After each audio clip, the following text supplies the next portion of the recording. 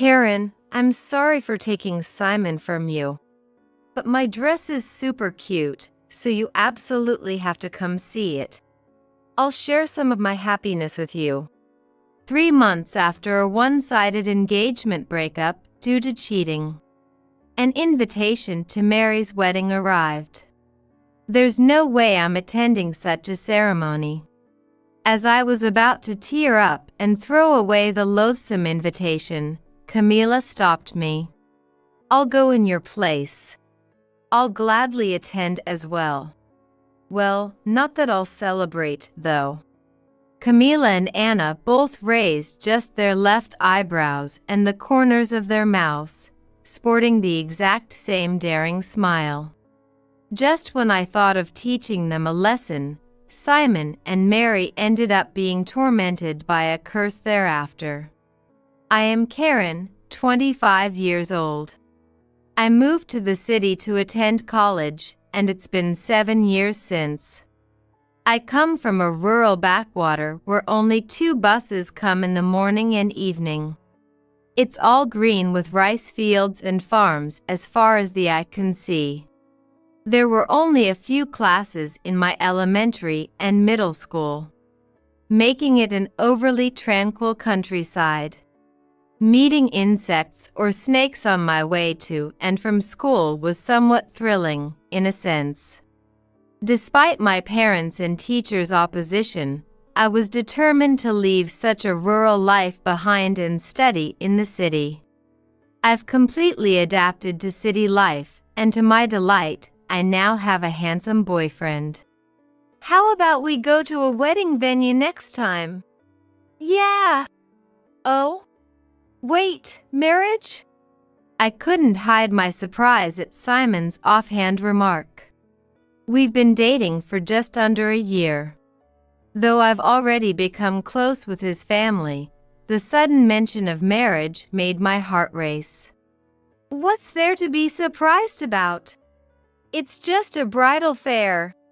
You can eat wedding food for cheap. Isn't that amazing? Simon laughed off my nervousness. Relieved that it was just a good deal, the word marriage still sparkled in my mind. One weekend, the wedding venue Simon and I visited was more beautiful than I had imagined. Though I thought it was too early for marriage, I couldn't help feeling excited. Without realizing, we held hands in the chapel we were shown to. Bathed in light filtering through vibrant stained glass, Simon and I exchanged shy glances like a newly in love couple.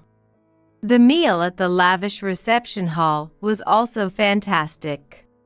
Since dining out with Simon usually meant pubs or diners, the meticulous service was unfamiliar to us. We felt as though we were nobility, naturally straightening our backs. Damn, this is good. Even Simon, usually loud, kept his voice down. This amuse-bouche thing is super tasty. But it's stingy. They only serve 1 bite on a huge plate. Is it because it's cheap, Karen? Do you think they'll give us more if we ask? Come on, Simon. It's embarrassing to ask for seconds. Just wait, we're going to have steak later. I know. Simon reluctantly licked the sauce from his plate with his fingertip. We were impressed by the beauty of the dishes served one after another and savored each bite. While I closed my eyes to enjoy the flavors, Simon kept chanting delicious, like he was playing a drum. Weddings are awesome. I shared Simon's sentiment. We enjoyed the dessert cake with happy feelings. After the delightful meal, a pushy sales consultation awaited us. Simon and I had worried about this and decided to dodge it by saying we wanted to consider other venues. The planner sat down in front of us with a smile. I quietly swallowed. But before the planner could speak, Simon shouted, "We're gonna get married here!" With sparkling eyes, Simon made a loud declaration. Congratulations! Thank you! I was the only one who couldn't catch up with the celebratory mood. Seeing my confusion, Simon made it clear. Karen, let's get married! I really want to have our wedding here. It's gonna be the best. So sudden. To encourage me, who couldn't make a decision, Simon gave me a firm pat on the back. Don't worry. I really love you, Karen. If I'm gonna marry someone, it's gotta be you. His straightforward proposal made my face heat up. Overwhelmed by Simon's enthusiasm, we made a provisional reservation for the wedding on the spot. Simon is a straightforward person. Once he sets his mind on something, he goes straight for it. Thanks to that, he's led a quite tumultuous life. After high school, he tried to start his own business and ended up with nothing but debt after a few years. But he lost money and gained experience, so he's overflowing with motivation to start again. I met Simon at a professional seminar by chance. He fell for me at first sight and came on strong, leading us to where we are now. People say that quiet me and headstrong Simon don't match, but I love Simon more than anyone for his enthusiasm. To me, who frets over the small stuff, Simon, who never gets daunted no matter what, always looks cool. Karen, I'm gonna make you the happiest bride in America. I wished for a moving proposal, but I knew I couldn't expect surprises from him. Maybe a proposal at a glamorous wedding venue was meant to be after all. When we told his parents about the engagement and the tentative wedding date, his father held his head in despair.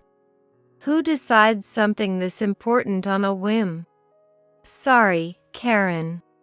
I bet Simon just decided to marry and wouldn't back down, huh? Parents sure know their children well. He was right. But I couldn't be happier if Simon marries Karen. After all, it was thanks to Karen that Simon, who used to just hang around, finally got a job. Karen turned Simon into a decent human being. Simon had a big dream of becoming rich but wasn't in a stable job. Now, he's working a regular office job. When he first aggressively pursued me, I asked him to come back after he had decided on his job. I thought he would give up, but the next day, he had found a job. We also told our mutual friends about the marriage. Congrats! Sean, a friend, cheered extravagantly. Sean has bright green hair and notches shaved into his eyebrows. Thanks to Simon's "my friends are your friends" attitude, I ended up making many friends with wild appearances, whom I couldn't even talk to in college. Honestly, I used to be scared, thinking such people would rob me just by making eye contact. But after meeting them through Simon, I found they were all kind-hearted people with a strong sense of camaraderie. I was wrong to judge people by their looks. If Karen's gonna be your wife, even a fool like Simon is safe. Now that you're starting a family, no more talk about getting rich quick or hitting it big. No more wandering around. Both parents and friends blessed us. Despite all the worries, Simon is loved by everyone, it seems. Simon's no longer wandering. He gave up his vague dreams for me and now has a stable income. I was filled with expectation for a lively and fun household. But the full-hearted expectation was easily torn apart. As soon as we met at the cafe we arranged to meet, Simon made a hand gesture of apology. Sorry, no marriage.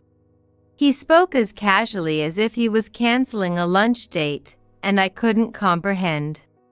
We were supposed to visit my hometown next week for greetings. What do you mean, no marriage? It just didn't feel right, you know? He treated it like a cheap purchase from an online store. I couldn't accept an excuse like it just didn't feel right after dating for nearly a year. What's not right? We've already paid the reservation fee for the wedding, and I've greeted your parents? When I pressed for more, Simon let out a big sigh. Geez. Acting like a wife already when we're not even married? That's what's annoying. As I clenched my mouth shut, Simon, thinking he had won, became more talkative. You're cute when you're quiet like this. But lately, you're all what about this? Have you thought about that? Attacking me nonstop. You changed after we decided to get married. It's like marriage fraud. Lucky I saw your true nature before being deceived. I don't like women who seem gentle but are actually strong-willed. Being with you became too much trouble. Even if he said I attacked him, I had no recollection of such. Maybe it was about asking if the wedding planning meeting on Saturday was okay, or if it was all right to catch an early morning flight when returning to my hometown. Since Simon would only give non-committal responses, I might have asked persistently, "What do you think?"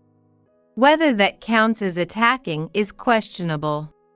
But no buts. I can't do this anymore. I don't love you anymore, so don't cling to me. But, annoyed by my dawdling, Simon snapped. Ugh, clingy women are the worst. Don't turn into my stalker, okay? Because, there's zero chance we're getting back together.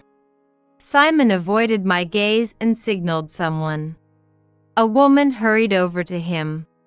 She was one of Simon's friends. I'm dating Mary now. Mary leaned toward Simon, wearing a troubled yet superior smile. Simon was worried you'd become a scary wife, Karen. It was so pitiful to watch. So he switched from scary me to Mary, who pretends to be all natural, huh? I think even after getting married, you shouldn't forget the lovey-dovey feelings you had when you were just lovers. Karen, you were out once you changed after the engagement was set. I wouldn't become a bossy wife like that, you know? Karen, it's a shame. You almost got married, but you ruined your own happiness. The reality of a broken engagement and infidelity. I don't know how to take such sudden news. I really want to cry and cling to Simon, but that's not who I am. I just hold back my tears and stand there, dumbfounded. I hate that I can't be honest with myself.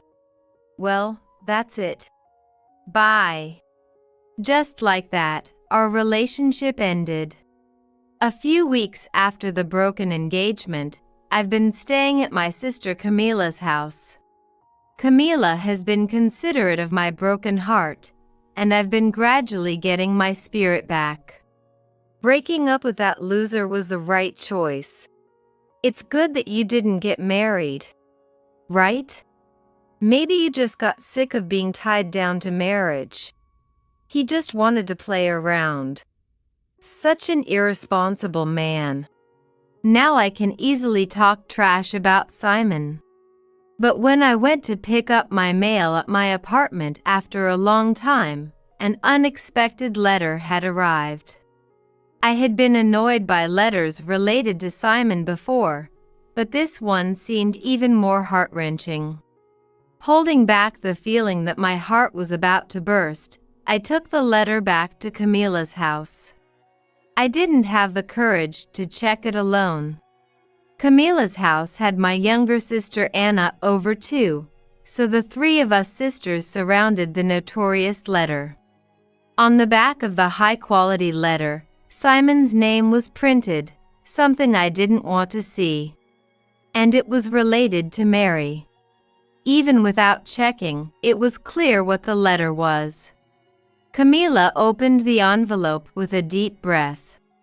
As expected, a wedding invitation. Camila pinched the invitation as if it was something filthy. Anna frowned and expressed her displeasure. Only 3 months have passed since your engagement with Karen was called off? And now he's marrying his affair partner? Unbelievable. I blankly looked down at the invitation. I would have been sending out my own invitations around this time. A whirlwind of indescribable emotions churned inside me.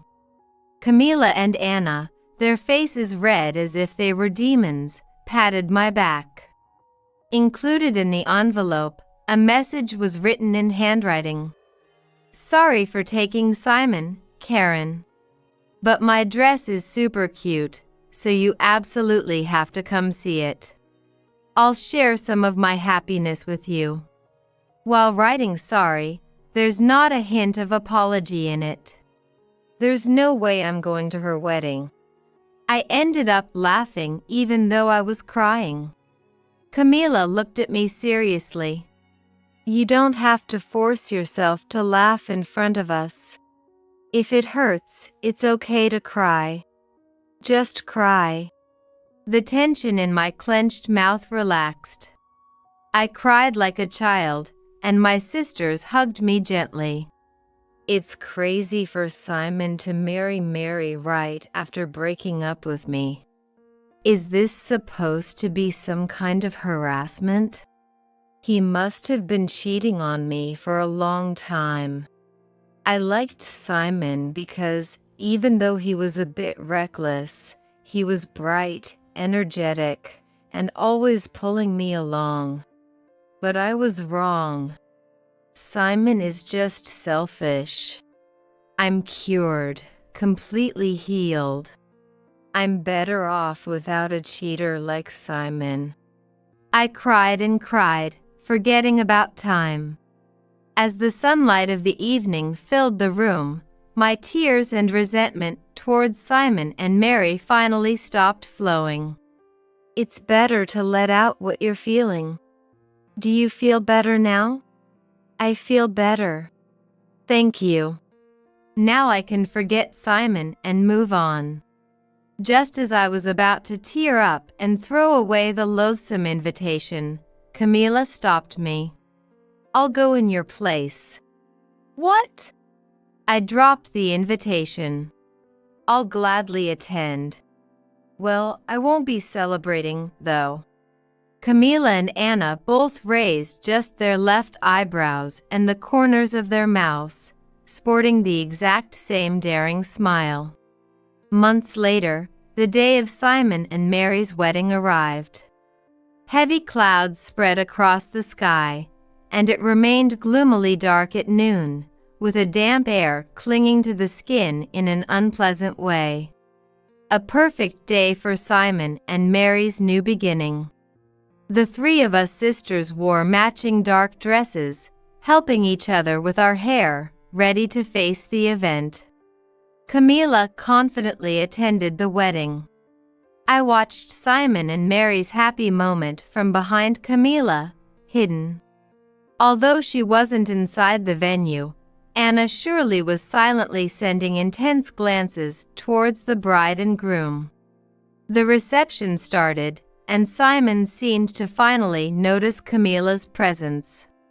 Everyone stood with their glasses in hand for the toast when Simon pointed at Camila and laughed. Seeing Camila, Mary also burst out laughing, both of them shaking with amusement. Despite being at the prominent main table, they paid no attention to the toast. Repeatedly pointing at Camila, Simon and Mary looked at each other and laughed. Feeling increasingly cheerful, Simon raised his right thumb. He then moved it towards his neck, making a throat-slashing gesture, followed by sticking out his tongue and rolling his eyes back. Such behavior, especially from a groom at his wedding, was undoubtedly inappropriate. Simon was miming exaggeratedly without making a sound. If you could clearly see his moving lips, you would understand he was saying, "Wow, a ghost." Simon dangled his hands in front of his face and swayed them. Again, he lip-synced, "Curse you." Mary found this hilarious, slapping Simon on the shoulder, unable to stop her laughter. The main table was oddly lively, but most guests listened to the toast as if nothing was amiss. The somewhat lengthy toast finally ended.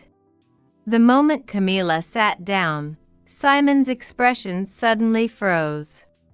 Mary, too, tensed up, her laughter stopping as she gripped Simon's arm tighter.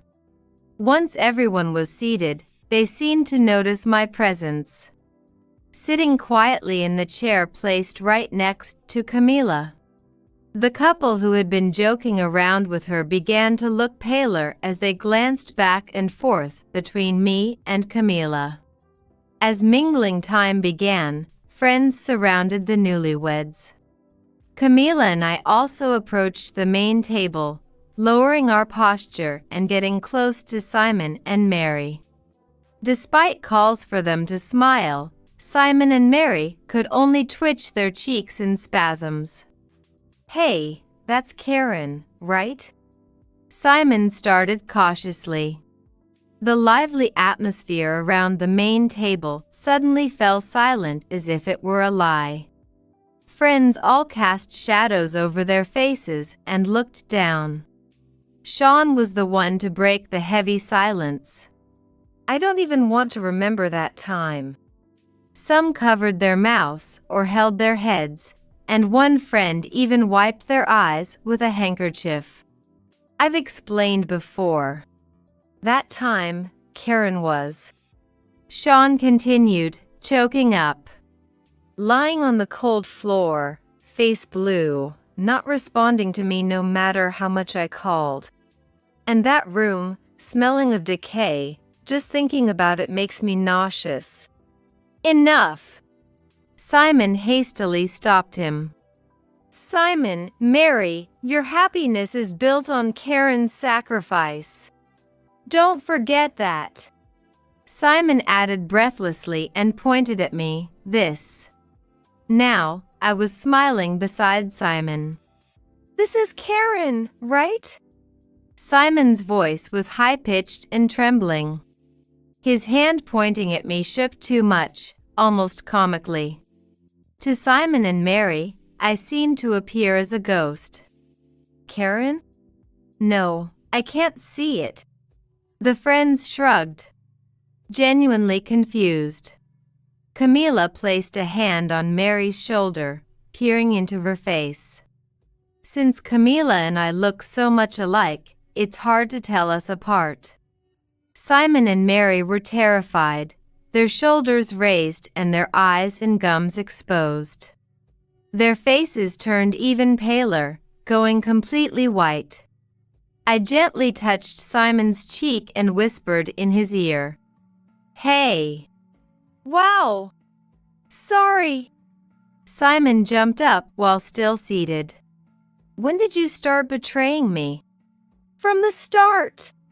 I dated Karen because I liked her face, but I've been on and off with Mary even before that. Mary and I have been together for over 5 years." Simon confessed out of fear. "Did you ever intend to marry me?" "I did. I thought Karen would support me even if I didn't work. But I got tired of serious Karen. I realized I prefer hanging out with easygoing girls like Mary." Simon's confession continued. He brought his hands together, starting to chant, "Sorry. Please rest in peace." Crying, Simon's eyes lost focus. Mary, held gently by Camilla, couldn't even speak, just overflowing with tears and drool. It was about time they went mad, so I decided to reveal the prank. "I can't rest in peace. Sorry. I'll visit your grave. No need for that. Because I'm alive. What? Simon let out a deflated, pitiful sound. Tentatively turning around, he checked my feet. The fact that I unmistakably had feet seemed to reassure Simon immensely. Finally facing Camila, who was comforting a trembling Mary, Simon asked, "Karen's ghost? Or could it be twins?" "Yes, she's my sister. We look a lot alike, don't we? But you know, I almost sent a real ghost after you, Simon. I was that resentful." "My bad. But still, would anyone normally go to such lengths, involving friends in such a lie?" The truth is, no one lied. What Sean said was real. I have no memory of several days following the broken engagement. It seems I was going to work, but I was almost unconscious. Friends who heard about the breakup from Simon came to visit me, and I remember they looked as if they had seen a ghost. To this day, I'm not sure if it was a dream or reality. Apparently, I was found lying on the floor, face blue, just as Sean described. I don't know how long I had been left alone, but a pot was giving off a foul smell, and insects had started to breed. Given such a state, it's no wonder my friends strongly urged me to go back home. However, not wanting to return to my rural hometown, I ended up staying with my sister, who lives in the city. Thanks to the strong support from my sisters, I was finally able to regain my sanity. I'm alive today because Sean and the others found me. If they hadn't, who knows what would have happened. I might have really turned into a vengeful spirit haunting Simon forever. So, that's what it was. Dumped by me and you're a mess, huh? Karen's pretty weak-minded, isn't she? Trying to dismiss the shameful reality he witnessed, Simon sneered. It's because you feel guilty about ghosts and spirits, right? Have you realized how wrong your actions were? Well, I guess I was wrong, but I apologized, and we broke up properly, so it's all good now, right? Simon whined, clearly not convinced. Now, I can't even remember what drew me to Simon. Sorry doesn't cut it. I just didn't have the energy to blame you right after the breakup. But you'll pay for your sins. Cheating and unilaterally breaking off our engagement. I'll take as much alimony as I can get, so be prepared. Simon and Mary exchanged glances, shaking in fear. A real punishment is much scarier than any fictional ghost. Looking around, everyone was casting cold looks at Simon and Mary. Even Simon's parents were no exception. "Dad, Mom, why are you looking at me like that? Don't tell me you knew about Karen's scheme?" The in-laws didn't break their stern expressions. Of course, they were in on the plan. In fact, it was my father-in-law who suggested showing Simon a painful lesson on his joyful day because he was so happy about the wedding. They chose to respect my feelings over their blood-related son and a daughter-in-law who wasn't even me. They must have been unable to forgive Simon for almost marrying someone else when he had proposed to me. Even if they didn't celebrate today, they kept their silence until now. Their pent-up anger was undoubtedly at its peak now. "That idiot! Thinking you could just throw away a woman you were engaged to and still be happy. You might think you've discarded Karen, but no, you're the one discarded by Karen, by your parents, by your friends, by everyone. Hey, you there, looking down, the bride. You're the same. You're not being blessed by anyone." Simon winced as if in pain, though no one hit him, and covered his head. Mary, with her shoulders hunched, slightly opened her tightly shut eyes, only to be met with icy stares. The air was so thick with negative emotions it was hard to breathe. Mary desperately looked for her own parents, who were so overwhelmed by the situation they were nearly unconscious. "That's a lie! Everyone said congratulations, they all did." To the pitiful her, Camila whispered gently. "I clapped and said congratulations too. You two are perfect for each other, a pair of fools." "Oh, how fortunate, my dear Karen didn't end up with such a loser." Wishing this reality was just a dream, Mary busily closed her eyes and slapped her cheeks. "I'm also glad I didn't marry someone who would do such a thing just because they're upset about cheating. Compensation for cheating? Sure, I'll give it to you. I only dated Karen for a year, and we weren't even married. It's not going to be a significant amount anyway." Simon blustered desperately. "I really hate people who work seriously." "So, you love money, huh? Karen's just after the compensation money? You just want money, right?" Despite being knocked down repeatedly, he kept up a brave front. I remembered admiring that mental strength. It wasn't necessarily a bad thing, but could he not read the room a little better? The ones who really love money are you, Simon and his crew. Honestly, for just being cheated on by a fiancé, everyone wouldn't be so cooperative with me. It's because of a greater betrayal that he's surrounded by enemies. You impersonated me to take out a loan, didn't you? Huh? I don't know anything about that. Simon raised his voice, practically admitting to the fact with his quick temper. I know you took my ID and took out loans. I found out about it when collection letters started arriving at my house after we broke up. It seems like he had been making payments until now, so there were no collection letters. Whether it's because of financial strains from the wedding or just being too preoccupied with the wedding to remember, payments had lapsed. Crafty but shallow, their downfall was imminent. I was lucky to realize Simon and his deeds early on. I don't know anything about that, he shouted, but I wasn't scared because I had allies. Ignoring the noisy Simon, I turned to the cowering Mary. Mary, remember that time you temporarily dyed your hair black and joked about cosplaying as a lame person? You impersonated me and took out a loan from a payday loan service, didn't you? Mary was like a deer in headlights, desperately trying to escape reality by closing her eyes. Camila, still looming over Mary like a ghost, whispered in her ear.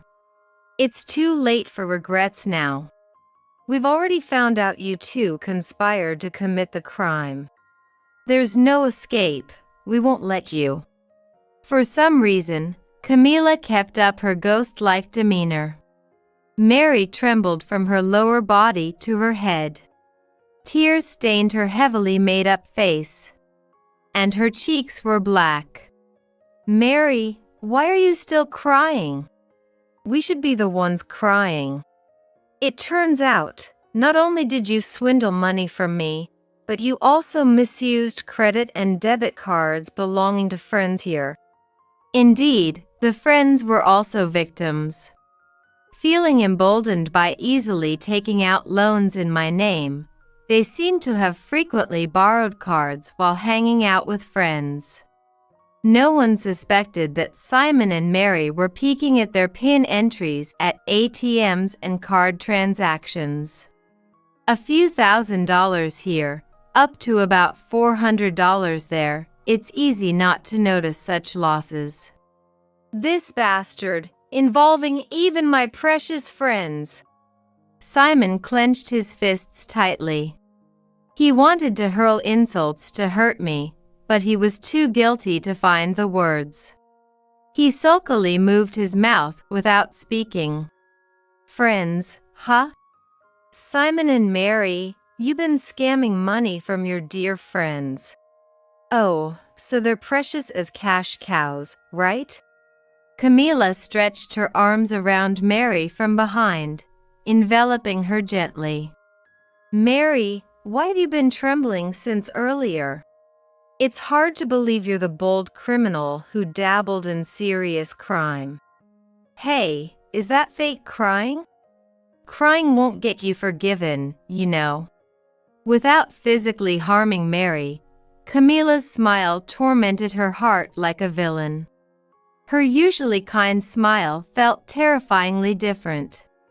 Whether Camila was a human or a ghost didn't matter. For Mary, the emotion was pure fear.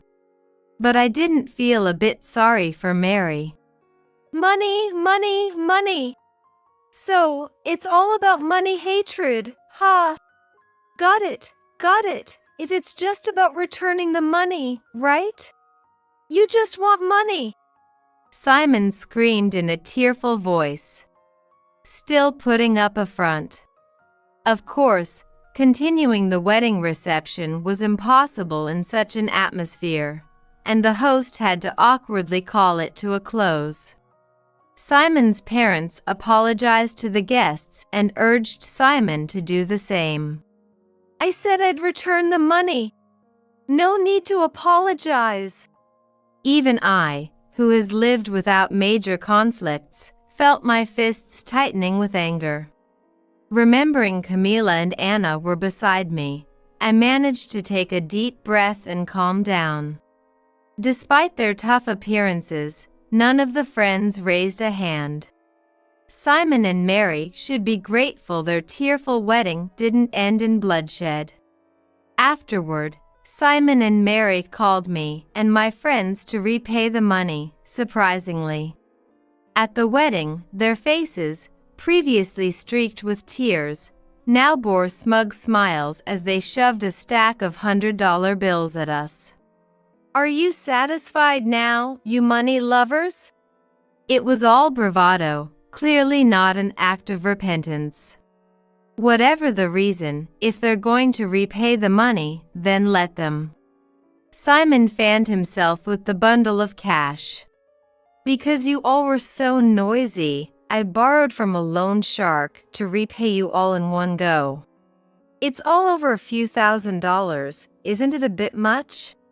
Well, the amount I made Karen take out was large, but I've repaid your debt too, so we're even. No more grumbling, okay? Quite an arrogant attitude.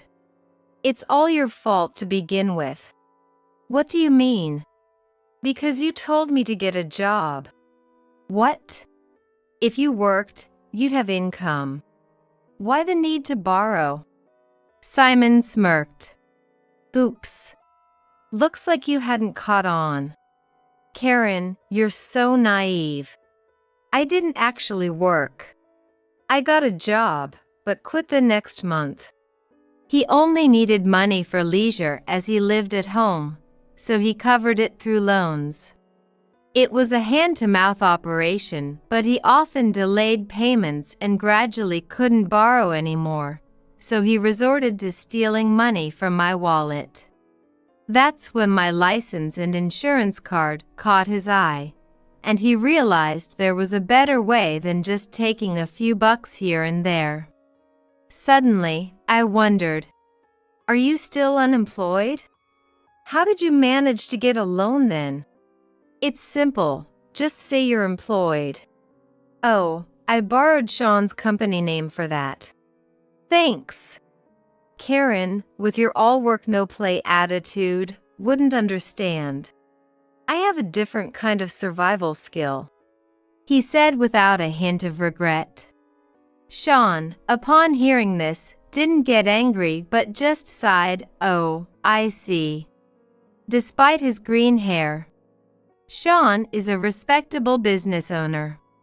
Mary, let's go have some barbecue with the leftover money.